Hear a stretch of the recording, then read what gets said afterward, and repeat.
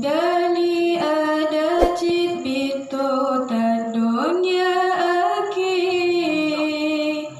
maksid mebagotan jut tempat kabilahi anu jitempo ya jitempo ma butat ganji jino dum di Aceh butlang kayu terjadi akidatan lambadan pergaulan nganjai mutamah lom narkoba penghancur generasi nayang pegadro Allah di Aceh nyogalai pegadro Nabi Isa di Aceh terjadi munyo ke ulama citi terjun pu Yahudi nyo pengikut daju halu darah tasi mati nyokon haba kegura haba nyuka terjadi nyoban ka di Aceh cita preh-preh bala Robi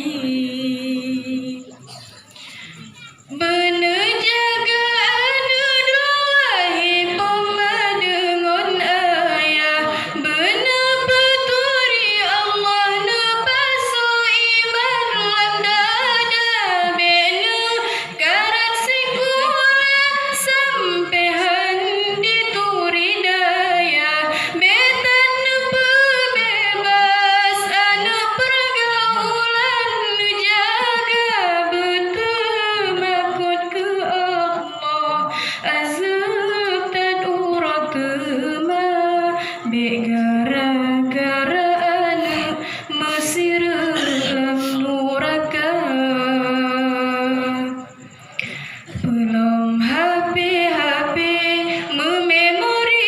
rata sago nyantu kang pehancur Tuhan muda bak jamannya pelongon Facebook handi turi drone nalako asai megairah urang agam cit metampo kon hanjut ne megaul tapi bener jaga dro lagi kun Islam beken syaitan peturut dro kasih dalam masjid beli tiup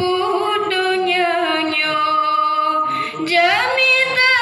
akhirat ke bangkai ke tanyo tawa urang yang ketua puma cewek tan lagi go lempah raya dosa puput jahe kana lako menancit urang agam bek tegagah-gagah nyohana ilme hana sapu yang atadro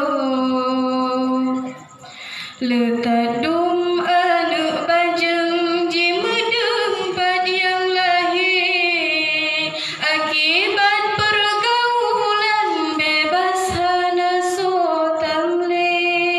sidara ji angkut bengok sepot hana pre-pre lagi sore kemong di pusing li agam bangki pakon pomahan